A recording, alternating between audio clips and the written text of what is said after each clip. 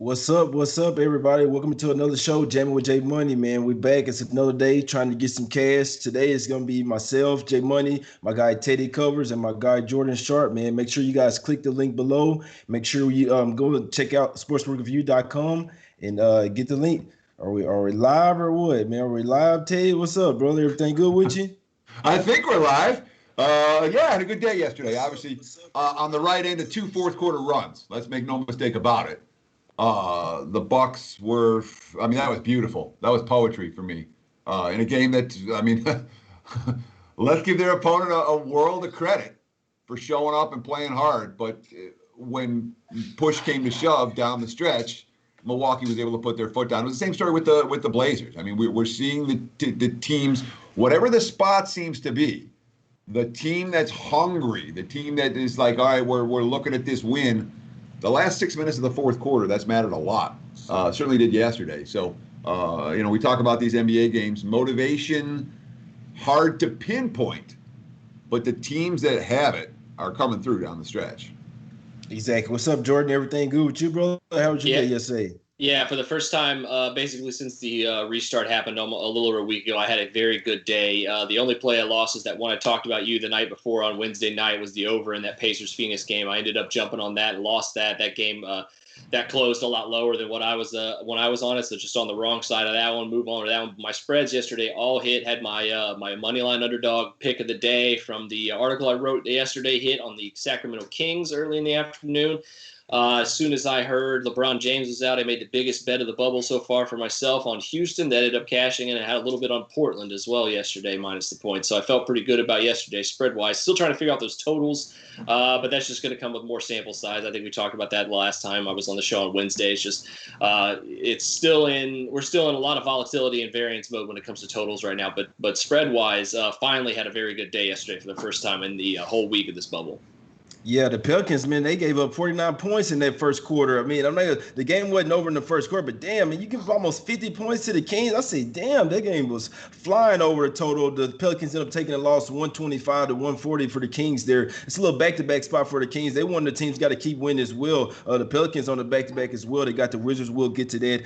The Heat game, that was pretty crazy. I do know that, it was if there was any trendy dog of the day yesterday, it was the Heat. Everybody pretty much saw 9 points, 8.5, 9 points, 9.5. I was thinking there's no way in hell that I'm not gonna pass this up. And the Heat covered wire to wire, up 17 points. You can see the Bucks start to come back in the second half there, but damn, in the last few minutes, I see them chipping away to get up by 3, then 5, then 6. I said, oh boy, it's some people finna be pissed. I already knew it was gonna happen because we knew that the Heat could possibly run out of gas there. They didn't have Dragic, didn't have Butler. Didn't matter in the first half, but throughout the course of the game, it played itself. A lot of people say it was a lucky play for the Bucks, but in my opinion, I really feel like it should have been happening way before that, but it happens. Final score on thing matter. They get the cover there, 130-116. The Suns end up beating the Pacers. Man, I had the Pacers.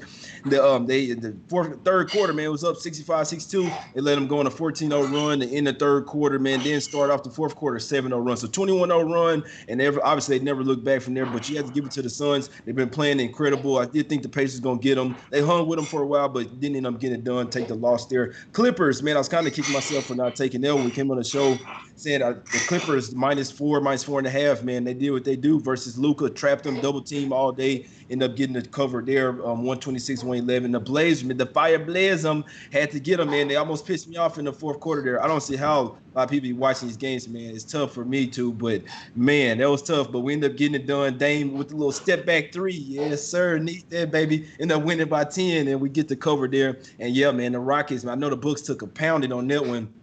Anthony, the Lakers do not look right now, Jordan. What you think about that? Lakers offense looks terrible, man. They have the worst offense in the bubble. This is one of the teams that just like they're not. I mean, what happened to playing for Kobe and stuff, man? Davis is like he letting Tucker, everybody, he's passing the ball. He don't even want to get down there and score. What's up, Jordan? What's up with the Lakers? I mean, we knew when LeBron was ruled out that was going to happen at least a little bit. But I think to a certain extent, some of their limitations in shooting the ball, are coming into fruition now with Avery Bradley not on the court. He was probably their most reliable three-point shooter this entire season. Without him, you take away that. It's just like something similar we've talked about with Utah and Bogdanovich, just on a little bit of a lesser scale, obviously. But, I'm not ready to push the panic button on the Lakers just yet. I think you kind of figured that these seeding games would be a little rocky for them, and like Teddy said it. I mean, he hit the nail on the head earlier.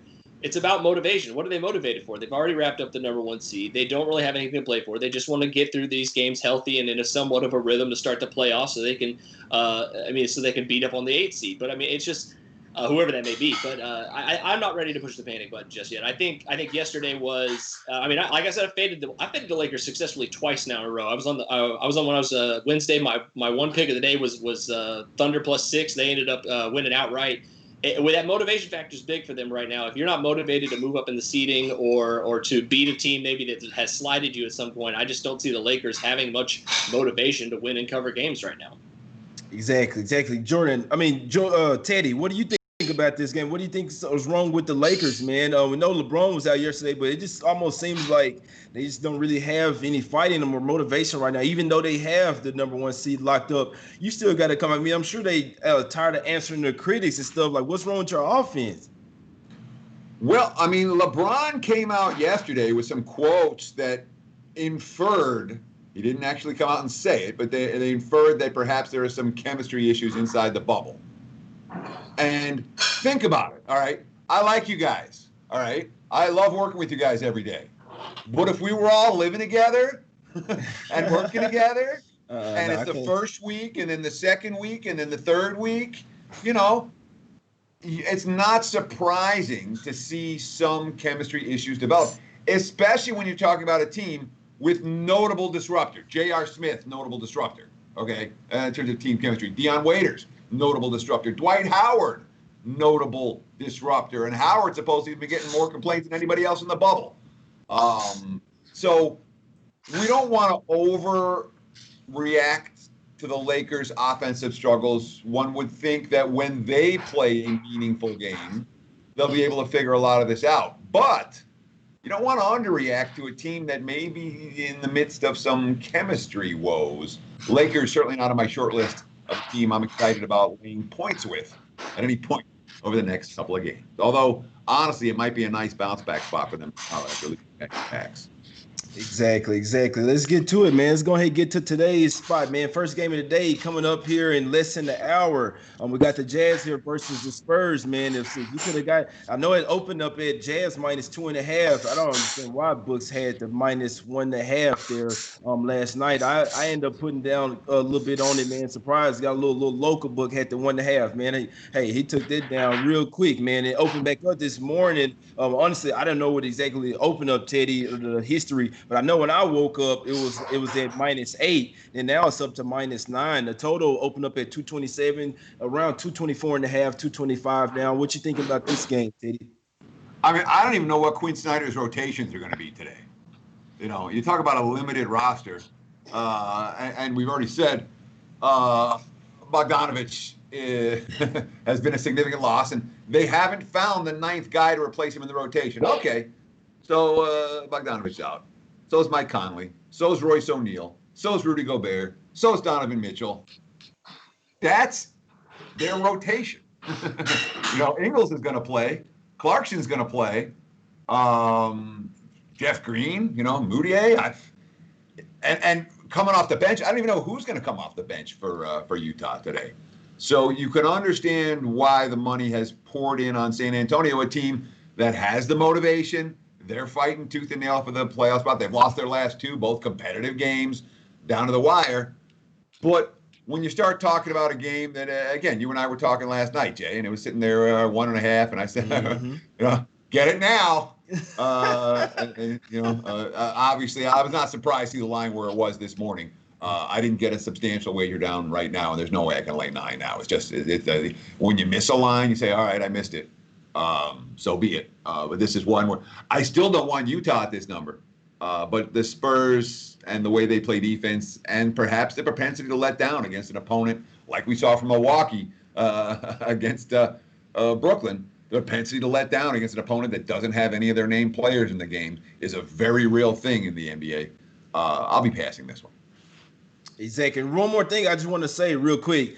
like my guy Teddy always says, if you don't have a book, I mean, if there's a book that's hanging and you don't have an account with them, what's wrong with setting up an account? I mean, if you got some money to bet, I set up a whole other account last night just to hop on the Spurs -1.5. Got down on it I mean, they wouldn't let me put a whole lot on it, but as max I could at 1.5. I mean, just Spurs just win the game. Hey, if they lose that at the 1.5, I just have to chunk it up as a loss. But I like my chance there. Jordan, what's up, Teddy? Well, I was just saying, when you open an account, take a shot at a book with a line that is obviously off, they'll throw you out, and I don't blame them. It's, they call it angle shooting. I don't. And again, books. People think that books have a requirement to take our. No, they don't. Books have a right to refuse anybody's action. So be careful if you're going to do that. If you're going to do it, make one big bet because they may well cut you off. Mm-hmm. What you got, Jordan? What you think about this game? Anything on the total in this one? Jazz sitting there top 4 or sitting there 4 stars. Ingles on the injury report as well. Not sure if he's going to play, but he is available. Jordan, what you think? Jazz versus Spurs spot? Yeah, real quick. I'll be quick on both fronts. Just before we get into that, though, just to add on the previous conversation, if you can afford it and do it responsibly, always max out those deposit bonuses as well that they give you. But in regards to San Antonio and Utah, don't have much to say on this one because usually, as you guys know, I love to back the Spurs, especially early on in games. Not when they're favored, though. I like to target them when they're underdogs early in games. And this situation now, they have gone 10-point swing here. It's just not something I'm getting involved in. If I can get a line on Jordan Clarkson's prop for points tonight, I may take or this afternoon, I may take a dabble in that because I think he's going to be the lead dog tonight for them, or this afternoon, I should say, for them. They really don't have many other guys that are going to be able to consistently get buckets other than Ingles, and he's not exactly that prolific of a scorer unless he's really hot beyond the arc. So, going to be real interesting to watch this game just to see kind of the young guys for Utah. I'm a big Tony Bradley fan. Get to see him for extended minutes. Don't think I'm going to bet on them to cover this game, but I mean, other than that, I mean, it's just very much one I'm pretty easily passing on today. Yeah, honestly, man, it's starting to get so damn high up there. I might start looking towards taking the Jazz here plus the points, man. You seeing 9s and stuff. Might see some pretty much 9s across the board. It might get to the point where I'm starting to look towards the Jazz here, man. Even with their depleted roster, we know the Spurs don't play a whole lot of defense. And there was another thing last night. I'm looking at, man, maybe I want to get to the under. Obviously, without Gobert. So that really helps the over, in my opinion. But like Jordan says, you got Bradley coming off the bench, who's not a bad defender. He's not really going to give you that offensive punch that Gobert did, because I mean they're starting to run the offense a little bit through Gobert. Bradley pretty much is going to be out there mostly for defense. Obviously gets a little lobs, but the Spurs struggle on defense for me, and I definitely wouldn't be laying the 10 points here, even though it's a must-win spot for them against a depleted roster. And the Jazz are, in my opinion, trying to lose this game. They are trying to slide out of the 4th or 5th spot. They're trying to avoid the Thunder and the Rockets, and who could blame them, man? Who could blame them? Why wouldn't you choose even though the Nuggets have been balling as well, I would kind of choose the Nuggets over the Rockets and Thunder right now as well, man. But that's just what I think. I think the Jazz, with them resting all these guys, in my opinion, they're pretty much tipping their cap. They ain't trying to win this one, and they could do it for the rest of these seeding games if you really look at where they're sitting at in the standings. But let's get to this. Let's get to the next game. OKC versus the Grizzlies here. OKC opened up at, it's another one we was talking about last night, man. It's about why I was talking about it. It's 3.5 shot to 4.5, man. I'm not lying. No 4, none of that with the book. 4.5 straight from 3.5. So I mean, OKC, you look at the quotes from the coach. He's pretty much saying everybody's going to be available to play. Maybe even Tyler Ferguson that's been practicing lately. Obviously, other than Schroeder, we saw Steven Adams go down last game. I was thinking that Paul and Adams might potentially rest here. The Grizzlies have looked terrible, 0-4 ATS and straight up here in the bubble. What you think on this one, Jordan? You guys know, I think we've been doing the show long enough, even with Teddy and the trio we have currently here, that I usually am anti-fading the steam on where lines have moved, especially from like the night before to like the morning of, like when we do the show here. If it's moved a bunch, I'm usually against going the opposite side of where it's moving. But there are 2 instances today where I may break that rule, and I have already broken it once, and we'll get to that game here in just a minute because I'm very excited to talk about it. But this is the other one. And I am not quite ready to just outright fade Memphis here in favor of the Thunder for a couple of reasons. One, I think Memphis has been in all 4 games they've played in. They've played pretty well, even the last one without Jaren Jackson. I mean, this team's not going to quit And I think they've proved that they can fade in fourth quarters very easily. And that's the thing I'd be concerned with here. And the thing that's probably going to keep me I'm probably going to keep me off of them here, plus 4.5 or plus 5. But if this line keeps going up, and I'm seeing 5 now at one shop, if we get 5s across the board, if it touches 5, I'm going to have a very hard time not taking the points here with Memphis, because I think just currently constructed, they're not 5 points worse than the Thunder right now is currently constructed. It's just like a matchup paper kind of thing. Really no analytical lean for me in this one. It's just simply because I'm not ready to just completely fade Memphis here and write them off, I think, like a lot of people have. And I'm interested to kind of see what you guys have to think about that, because I love the Thunder. I mean, I made some money on them just 2 nights ago. Trust me, I'm not against them in any aspect here. They do I think have better guard play and will be able to kind of slow down or trap Ja Morant and make it difficult for him. But Memphis has underperformed in several other areas, and I think that could culminate after 4 bubble games and maybe start to fix itself a little bit. They still are holding on to that 8th seed right now. They still are in pole position right now. They have the ability, I think, to make the 8th seed. But if they don't win tonight and New Orleans beats Washington and some of these other teams like San Antonio are probably going to get a win tonight, like, it's do or die for them right now. We're talking motivation. I don't think there's any team more motivated to get a win after 4 straight losses and still being in the position they are for the playoffs in the Memphis Grizzlies here. So lean Memphis, haven't pulled the trigger yet. But if it gets to 5 or 5.5, I may do it. My guy, Jordan, Teddy, he didn't think that OKC is 5 points better than the Grizzlies. With everybody out there, Teddy, what you think about that? The way I look at it, the only way I could take the Grizzlies if OKC is sitting Paul or Adams or somebody like that. I mean, maybe you could argue it's a letdown over after the Lakers game, Teddy. My number's OKC 5 over Memphis, so I think they're exactly 5. They're exactly 5 points better, but no more than that. And that's without Jackson. But I agree very much with Jordan's point about Memphis being hungry. I saw a bunch of quotes out of the last game. In the last game, they were right in it, and there was one run that basically, they took a couple of quick shots. They didn't get back on defense, and boom, all of a sudden a close game was another loss. But the Grizzlies remind me a little bit of like Sacramento yesterday, where everyone's kind of bailing on them, and then they're like, hey, we're not done yet. All it takes is one win, and we're right back on track. And the Kings, obviously, a wire-to-wire job yesterday. I don't know if Memphis is going to be a wire-to-wire job here. The point spread is right where my number is. Not a game that I'm inclined to get involved with.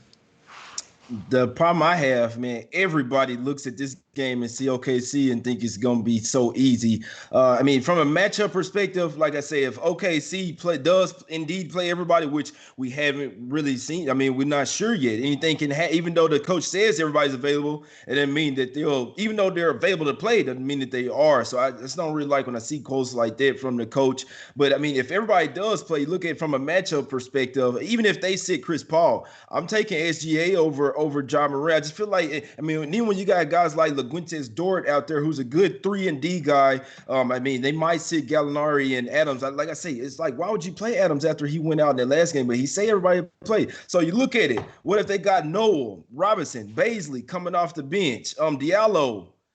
I still like that squad more than the Grizzlies. But like I say, I mean, it could be like that. And that's one thing that scares me, that everybody's on. It's almost like the Pelicans spot. Teddy said something there. And it's like around the same spread, too. And everybody's like, this is going to be so easy. Fade the Kings. And they come out there and smack them up. So we could see Thunder come out if in the first half or something. And in the second half, Grizzlies, we know they ain't going to never quit. Ja Morant's still going to be going up and down the floor like a ping pong ball. So pinball, y'all know what I mean, man. But hey, anything could happen, man. Nothing's guaranteed. Is what I always tell you guys, man. Let's get to the next game. We got the Kings here versus the Nets, man. And the little light bulb came up in my head earlier on this one, man. Jordan, I'm gonna let you go first. What you think on this one, man?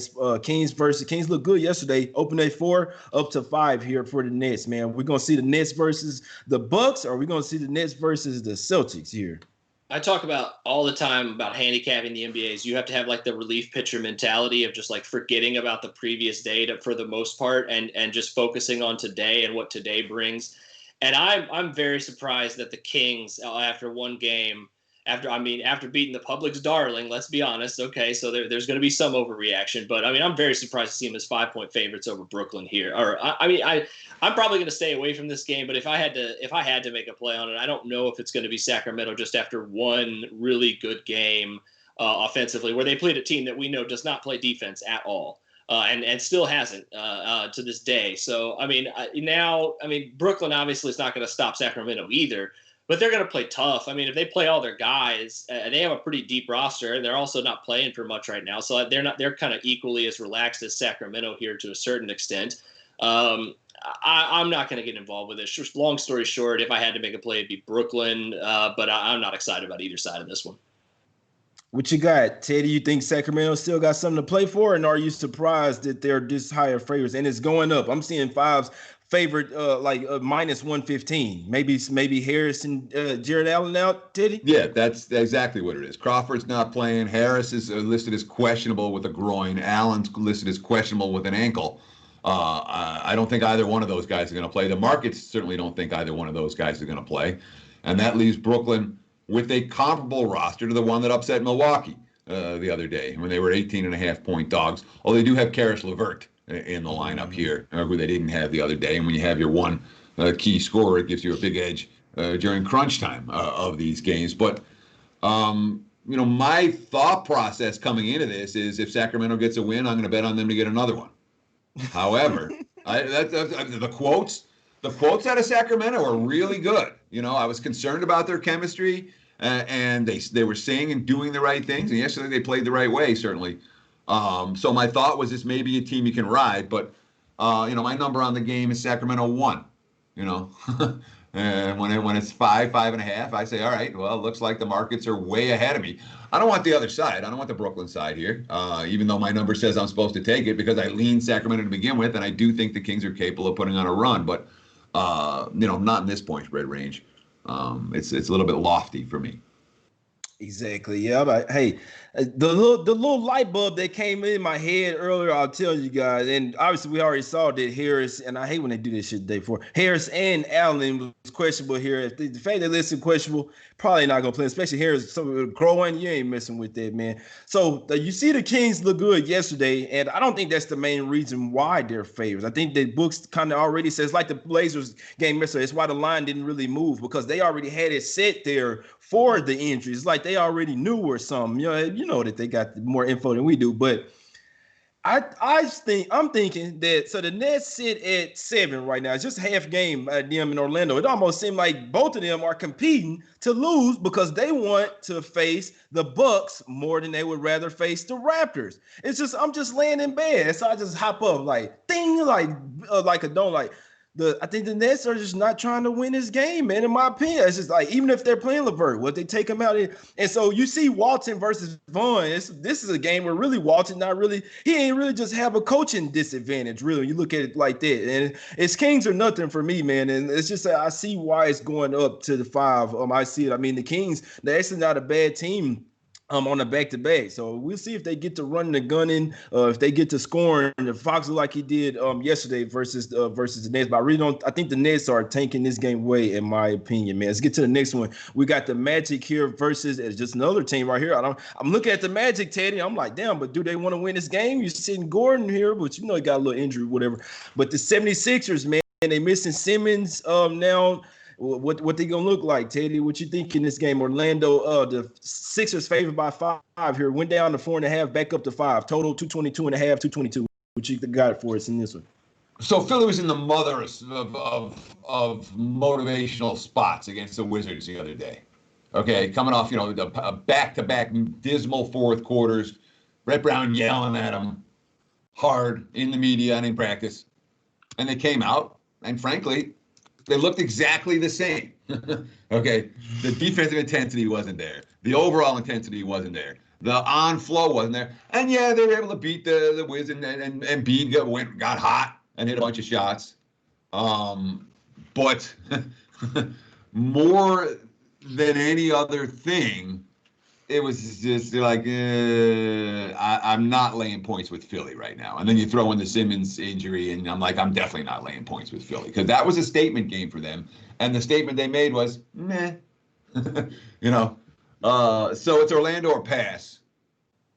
And I don't know. I don't want Orlando without Gordon. The Jonathan Isaac injury, they haven't been the same since. They came into the bubble. They were hot. They were this. They were that. They were cashing overs.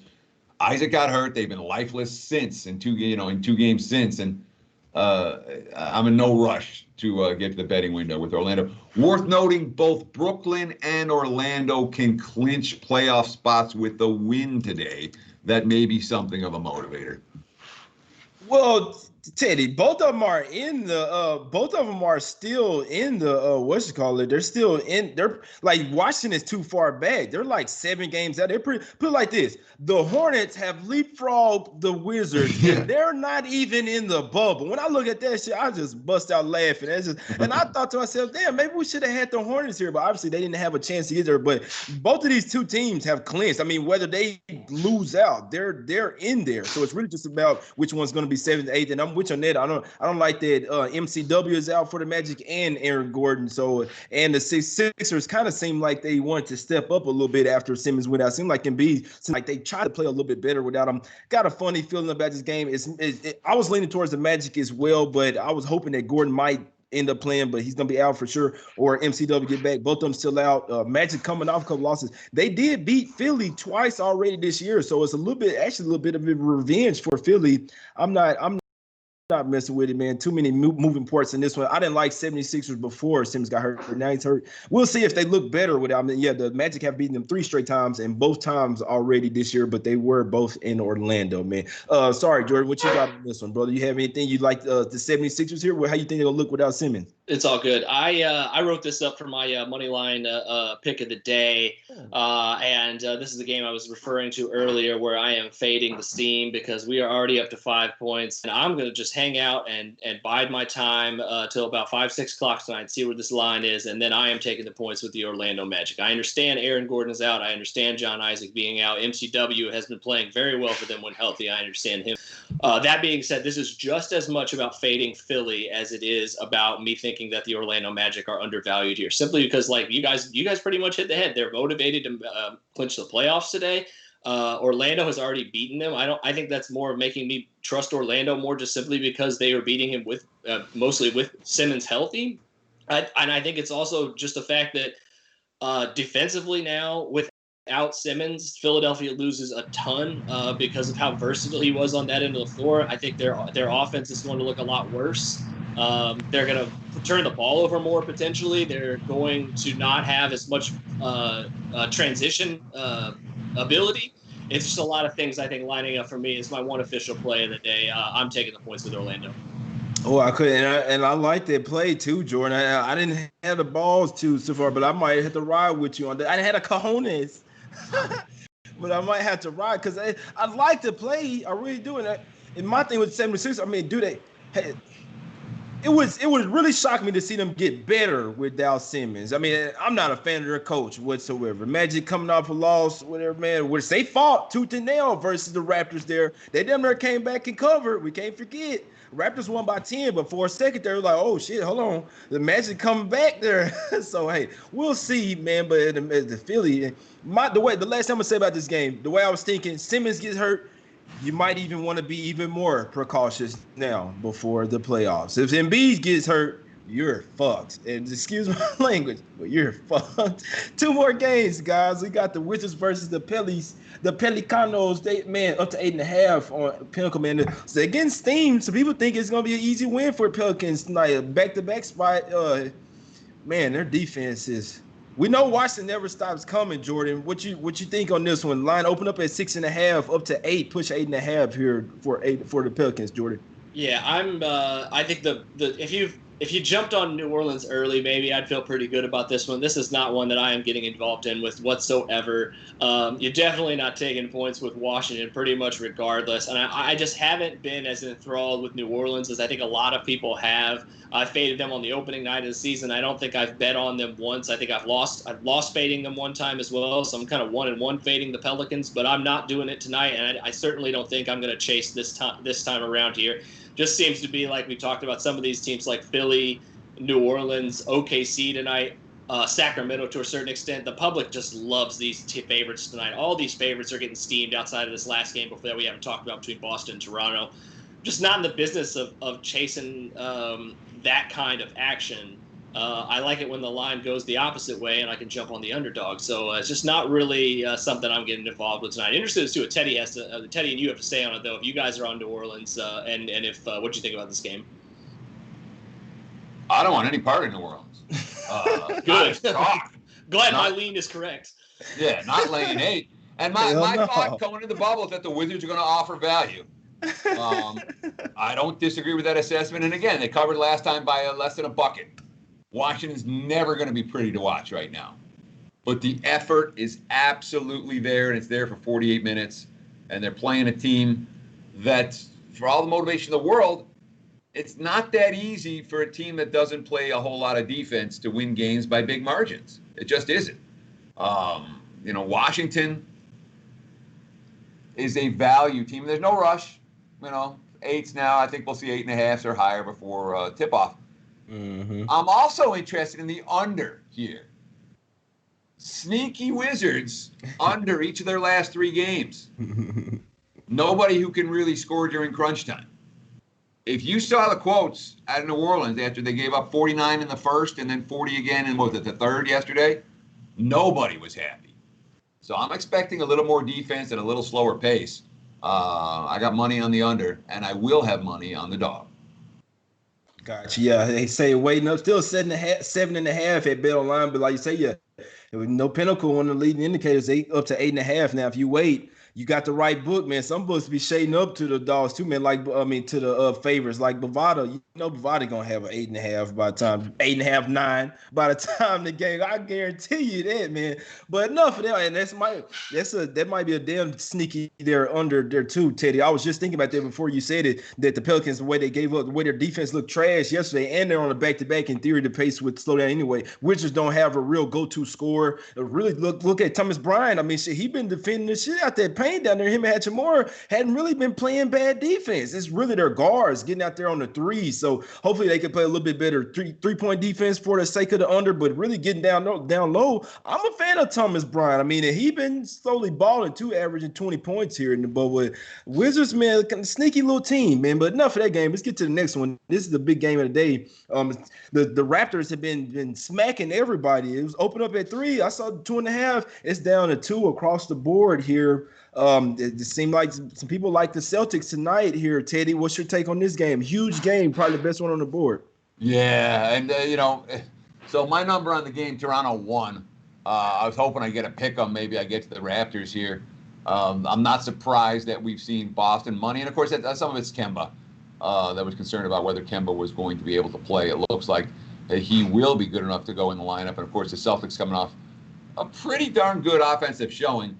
When they hung 149 against Brooklyn, on the heels of 3 dicey games. Look, they came back. They didn't play well down the stretch against Milwaukee. They blew that 20-point lead against Portland. They ran out of gas against Miami and gave up, a Heat team without Jimmy Butler. They're losing in that contest. So they got some frustrations out, and now they got a statement game.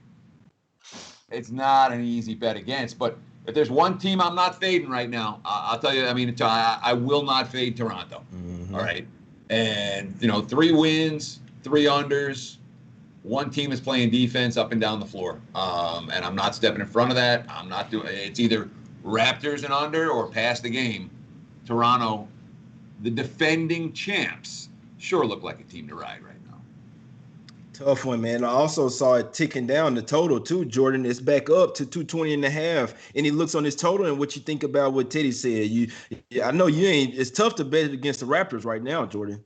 No, I'm certainly not going to be in that action tonight. You guys know me. I'm not very bullish on the Boston Celtics right now. I don't think hanging the Nets out to dry the other day is convincing me much of anything with this team right now. They still have some issues in their front court, and if there's any team in the Eastern Conference where issues against defending front court players is going to rear its head, it is going to be against the Toronto Raptors, and that is one thing I do have my eye on.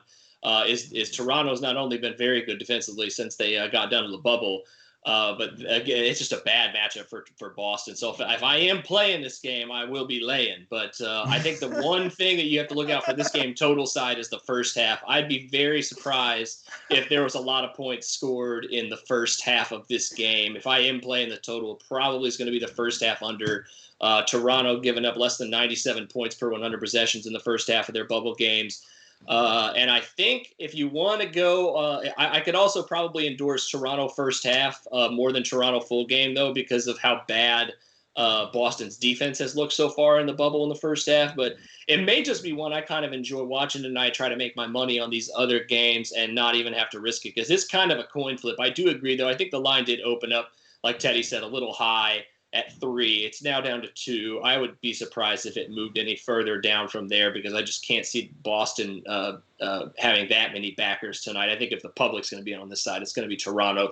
But yeah, if I'm going to make a play on it, it's probably going to be Toronto first half, maybe the under in the first half, but I'm probably nothing on full game. My guy hit that Teddy covers real quick. If I'm playing, I'm laying. That's it there. That's good. That's good TV right there. Good content, man. Jordan, you gonna break them off with your official play, my guy? Your underdog play today, my guy? I got one official right now, and it is Orlando +5. Haven't locked it in yet. I'm gonna try to get that 5.5 because I'm hoping the Joes just keep dumping money on Philly, please, because I want to get some more value out of this line. That is the one official I have for today. Those other Toronto picks too, though, probably they're my second bet, my best leans at least of the day. Got you. Teddy, what you liking, my guy? So I gotta say, I've never seen Jordan look more like Keanu Reeves than he does today. I've been getting that literally ever since I hit puberty, y'all. Like, so. Sure. But today's the day. So and of course the new Bill and Ted is coming out. Yeah. It's John Wick, ain't it? Yeah. Oh, just making sure. Oh, yeah. So the Bill and Ted 3 is coming out, and when I was in college, I lived with a guy named Bill, and we spent 2 years being, walking around. Hey, it's Bill and Ted. Hey, it's Bill and Ted. So the Keanu Reeves thing stands out to me. Official in pocket. I have some Washington, New Orleans under in pocket. That is actually getting steamed the wrong way right now, so it looks like I bet a bad number. I'm seeing 236s. I got 235 in pocket. I will likely be on the Wizards plus before tip-off, and I may well be on the – if it gets below 2, I'll be on Toronto as well. And Orlando look intrigues me. Very much. So that's a game I'm interested in, but I've not yet pulled the trigger on.